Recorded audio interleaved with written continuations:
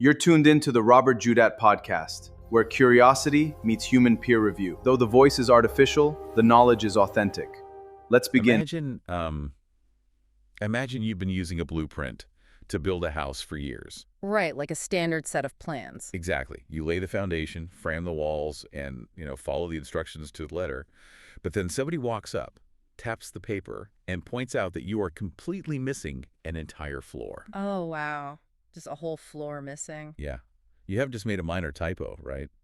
There is a massive structural flaw in how the whole building is supposed to stand up. Which means everything you've built is basically off balance. Precisely.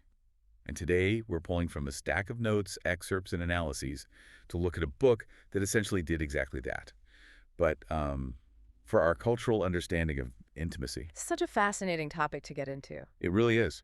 The book is Ian Kerner's landmark 2004 release, She Comes First, The Thinking Man's Guide to Pleasuring a Woman.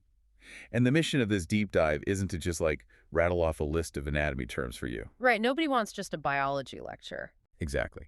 We are looking at how a book ostensibly written as a comedic manual about oral sex actually offers a profound philosophical reorientation of intimacy. It looks at emotional connection and the cultural narratives we all just blindly accept. Yeah, it really forces us to ask how a structural flaw in our most private moments was quietly challenged by a sex therapist, and he did it using clinical biology and his own personal vulnerabilities. Okay, let's unpack this. Okay. Because looking at the sources, I'm honestly stuck on how society missed the physical reality for so long. Well, we have to start with that physical reality, actually, because to understand why the cultural script of intimacy is fundamentally broken, you have to look at the biology. The biology that was just intentionally ignored for decades. Exactly. Kerner's entire argument rests on the premise that society has historically framed sexual intimacy strictly through a male-centered lens. Right. And that framing leaves a significant portion of women feeling deeply unsatisfied and, emotionally disconnected.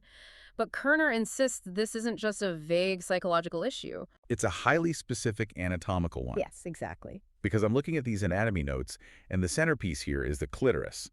And the stats in this source material are, they're kind of difficult to wrap your head around if you grew up with standard sex ed. Oh, they totally contradict what most of us were taught. Right.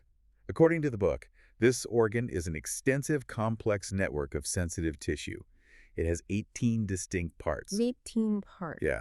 Most of it is actually hidden entirely beneath the surface of the body, wrapping around internal structures like a wishbone. Which is something you almost never see in textbook diagrams. No, never. But the stat that really stands out is the nerve count. It boasts over 8,000 nerve endings. Which is huge. It's twice as many as the penis. Yeah. It's an entire neurological network dedicated solely to pleasure, and yet culturally, it has been treated like a biological footnote. Yeah, it's wild. Treating it as a secondary feature is like using a computer's central processing unit just to turn on the monitor and then wondering why your heavy software won't run. That is a great analogy. Right. You are completely misusing the primary operating system. What's fascinating here is that Kerner doesn't just present this as a minor oversight in a high school biology textbook. Right. He goes much deeper. He argues that this represents a foundational, intentional gap in mainstream sexual culture. The primary organ for female sexual pleasure was systematically sidelined. Yeah. But rather than delivering a dry clinical lecture on medical history, Kerner approaches this massive gap with humor. Which makes it so much more approachable. Exactly. He uses chapter titles like Avoid Freud to dismantle long-debunked myths that, honestly, still cast a very long shadow over modern relationships. Oh, Sigmund Freud. I still have trouble understanding how Freud got away with that. Well, he took aim specifically at the idea of vaginal orgasms being the mature kind, and that clitoral orgasms were somehow juvenile, incomplete, or, lesser. Which is just, he shaped sexual culture for a century with a theory that had zero biological backing. Literally none. Reading this analysis, I kept thinking, it's like looking at a world map your entire life, plotting all your travels on it, only to discover an entire continent was deliberately left off the printing press. A perfect way to put it. But that brings up a really confusing point for me. If the biology is undeniably clear, 8,000 nerve endings, 18 parts, physically verifiable under a microscope, why did it take a comedic self-help book in 2004 to finally get people to pay attention to the actual hardware? Honestly, it speaks to the resilience of a dominant cultural script. When a society decides that penetration is the main event and everything else is just the warm-up. The appetizer, right? Exactly. It builds an entire ecosystem around that belief. That script dictates the media we consume, the way doctors are trained, and the private expectations we carry into our bedrooms. So it's everywhere. It is. For decades, if a woman couldn't reach climax through that traditional male-centric script, she was often diagnosed by the medical establishment as frigid or dysfunctional. Wow. Blaming the person instead of the bad blueprint. Exactly. So changing that requires more than just showing people a biological diagram. You have to actively deprogram them. Because the biological equipment is fundamentally different than what the dominant script assumes, right? Yeah. So the physical approach to intimacy has to change entirely. Yes. So if the physical hardware is so completely different than what Freud and society assumed, it stands to reason that the engine takes a different amount of time to warm up. It definitely does. Which makes me wonder about the timing of all this. Yeah. If you're operating on a script that assumes both partners are experiencing arousal on the exact same schedule, You're in for a rough time. right, you're basically setting a timer for failure, aren't you? You are. And that is precisely where the timeline gap comes in. The arousal curves for men and women generally look very different. Okay, tell me more about that. What's amazing is that contemporary science completely backs up Kerner's assertions from 2004. There is a comprehensive analysis by the Walther Institute for Marital Intimacy recently, and they pulled data from a 2018 study by Rubin and colleagues. It proves that without direct or indirect stimulation of that specific nerve network you mentioned, the traditional script is biologically destined to fail for the vast majority of women. Destined to fail. That's a strong phrase. But it's accurate. The research confirms that most women either require or strongly prefer clitoral stimulation to orgasm reliably. Right. The timeline for female arousal is frequently longer and requires a completely different kind of focus than the standard routine allows for. And Kerner's solution to this timeline issue is to take the concept of foreplay and essentially throw it in the trash. Toss it out entirely. Yeah, he argues the word itself is the problem because it establishes a false hierarchy. Like foreplay implies it is merely a preliminary act. It's the prologue. Just a stepping stone. Right, it's the thing you have to get through before the real event begins. Yeah. But in Kerner's framework, that stimulation is the main event. Yes, absolutely. But I want to push back on the practical application of this just a bit. It is one thing to intellectually read a book and say, okay, the anatomy is different, the timeline is longer. Sure. But doesn't abandoning the traditional script entirely cause a massive amount of anxiety? I mean, if you are a couple who has only ever known the standard sequence of events, tossing that out the window must leave you staring at the ceiling wondering what you are actually supposed to be doing. Oh, that is a very real, very common challenge. People feel lost without their map. Right. And that is why Kerner doesn't just dismantle the old script and leave the reader hanging. He details a new approach. But more importantly, he addresses the psychological anxiety you're talking about by removing the goal-oriented nature of the old script. Ah, so taking the pressure off. Exactly. Yeah. The Walther Institute piece notes that acknowledging these different timelines actually reduces performance anxiety for both partners. That makes sense. Think about how the old script works. There is a ticking clock, a build-up to a singular, specific physical act, and if everything doesn't align perfectly during that act, someone feels like they failed. Yeah, that sounds stressful. It is. Kerner's approach takes the clock off the wall entirely. Which means we are no longer just talking about mechanical step-by-step physical changes. We are moving deeply into emotional territory. Yes, we really are. Because rewriting the physical script seems totally impossible unless you completely rewrite the emotional one too. And looking at the excerpts, this is where Kerner does something really unexpected for a manual written for men in 2004. What's that? He opens the book by getting incredibly vulnerable about his own perceived failures. Yes. The opening of the book is crucial to disarming the reader. He doesn't position himself as a flawless guru. Right. He admits his own struggles. Yeah, with premature ejaculation in an early relationship.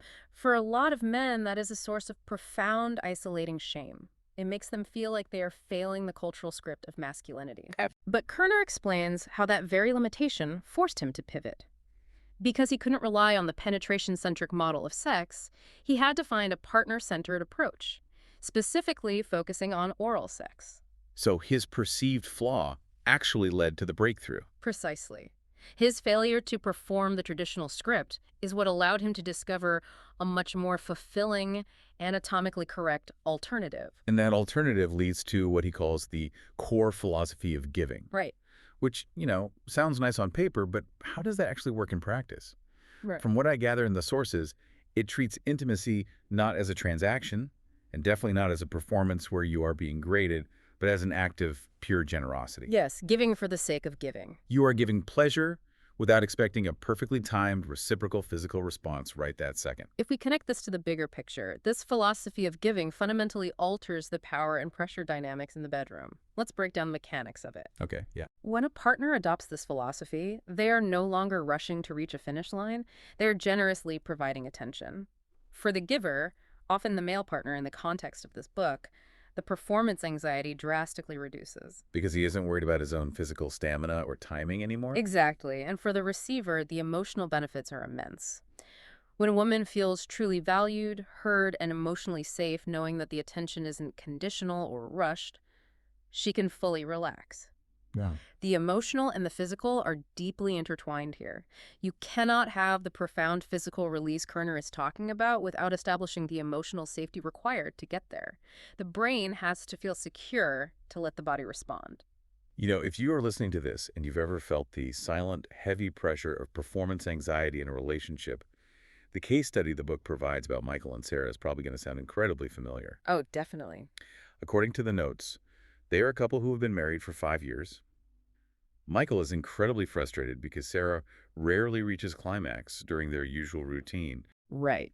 And Sarah is suffering from this deep, internalized sense of inadequacy. She is lying there with intense anxiety about her own bodily responses, wondering why she doesn't work the way the movies say she should. They are both absolutely miserable. It's heartbreaking. It is. But the revelation in this case study is that neither of them is broken. That is the pivotal realization that Kerner tries to guide couples toward. Sarah is judging her body against a standard that completely ignores her anatomical reality. And Michael. Michael is judging his technique against a timeline that isn't realistic for human biology. Once they realize the cultural script is the enemy rather than each other, the tension begins to dissolve. They aren't failing each other. The blueprint failed them. Beautifully said. But to reach that realization, they have to communicate. They have to actually talk about what isn't working. And that is often the hardest hurdle to clear. I'm really glad you brought up communication because readers on the Good Novel platform highlighted this exact issue in their reviews. Oh, what did they say? They mentioned that the book sparked incredibly awkward but completely necessary conversations in their relationships. So my question is about the practical leap. Okay. How does a reader bridge that gap? I mean, you go from reading a genuinely funny chapter title on the couch to sitting down with your partner and having a highly vulnerable, potentially defensive conversation about emotional safety and unmet needs. How does humor translate to vulnerability? It translates by lowering the defenses. It requires immense courage to say, I am not satisfied or I don't know what I'm doing. Kerner uses humor as the bridge between those two states. So it softens the blow. Exactly. The candid, conversational tone of the book gives the reader a vocabulary that feels less clinical and less terrifying. It gives them permission to say to their partner, I read this insightful book and it made me realize we might have been taught to look at this all wrong. That completely changes the framing. It entirely depersonalizes the blame. Yeah. It shifts the conversation from, you are doing this wrong, to, we have been handed a broken map, let's draw a new one together. Which is so empowering. It is. But this raises an important question, though, about who this book is actually talking to and how that intended audience impacts its legacy. Yeah, it's a bit ironic, right? How so? Here's a book doing incredibly heavy lifting for female pleasure, but it's literally packaged with a subtitle calling it The Thinking Man's Guide to Pleasuring a Woman. Right, the packaging. It is a book written by a man directly addressing a male audience. It deliberately positions the male reader as the active agent of change. You could easily argue that by wrapping the book in this specific packaging, it frames women as the object of the guide, rather than the subjects of their own sexual autonomy. That's a very fair point. Does that wrapping undermine the message? It is a highly debated point and a very valid critique. However, when you look at the analysis across our sources, a fascinating consensus emerges. What's the consensus? While the framing and the packaging are distinctly male-directed, the actual content of the book is doing undeniable feminist work. It argues that female pleasure is an absolute necessity, not a luxury, a bonus, or an afterthought. Establishing that as a baseline is a foundational feminist claim. It actively dismantles the male-centric sexual script. Yeah, that makes a lot of sense. The book holds a 4.5 rating with thousands of reviews, and it's consistently categorized across feminism and psychology, not just self-help. Oh, wow. Yeah, the summary platform bookie specifically praises its rare blend of science, empathy, and humor. They note how effectively it makes these progressive concepts accessible to an audience that might otherwise ignore them entirely. The 12-minute summary notes that Kerner also uses his platform to call for a massive reevaluation of sex education, which is a battle we are obviously still fighting today. Oh, absolutely. The orgasm gap, the documented disparity in sexual satisfaction between men and women in heterosexual encounters is still a heavy reality in modern scientific research. It's still very present. Yeah, and Kerner is out there on CNN and in the New York Times still pushing this exact message. So I have to ask, here's where it gets really interesting. Does this mean the packaging paradox was just a necessary mechanism? Like a Trojan horse. Exactly. Did he have to use a male-centric framing to sneak these progressive concepts into the hands of a mainstream male audience back in 2004? Or does that packaging inherently limit how far the cultural shift can actually go because it still relies on men to be the fixers? It is likely a bit of both. In 2004, meeting men where they were appealing to their desire to be the thinking man or to be a better, more capable partner was a highly effective method for delivering a radical message. Yeah, you have to speak their language. Right. It provided a roadmap out of a flawed system for people who didn't even realize they were trapped in it. But you are right to question if it limits the shift. Because ideally, we wouldn't need it framed that way. Exactly. The ultimate goal should be a culture where we don't need a specialized gendered guide to tell us that half the population's anatomical realities actually matter. But we aren't there yet. We aren't. The fact that the book is still so relevant, that the orgasm gap persists, and that sex education is still incredibly lacking in basic biological truths proves that Kerner's mission is far from over. The book shifted the conversation significantly, but it didn't finalize it. Which brings us back to you, the listener. We started today with a stack of notes about a 2004 sex manual. But what we actually uncovered was a deeply researched manifesto on anatomy. We really did. We unraveled the massive structural flaws in the cultural scripts we were handed about intimacy and explored how those flaws create entirely unnecessary anxiety and emotional distance. And we explored the profound, transformative power of treating our most private connections as acts of true generosity rather than mechanical, timed performances. Right. And remember, the ultimate takeaway from Kerner's work isn't just about memorizing a new physical technique or learning anatomical statistics. It's way bigger than that. It is about finding the courage to lean into the discomfort of the unknown. It's about having those awkward, vulnerable conversations with your partner that foster genuine emotional connection. Because without that bedrock of emotional safety, the most detailed physical map in the world isn't going to get you where you want to go. We spend this whole time talking about a blueprint, a map of human intimacy that was drawn by a society that preferred to ignore biological reality in favor of a comfortable male-centric myth. A myth that hurt everyone, really. Yeah. It took humor, vulnerability, and a willingness to question the default to finally start redrawing that map. So I want to leave you with this to mull over. I love this part. If our most intimate, private, physical acts have been so heavily dictated by a broken, centuries-old cultural script, what other deeply personal areas of your life are you currently navigating using a map that someone else drew for you? Such a great question. Thanks for joining us on this deep dive. See you next time.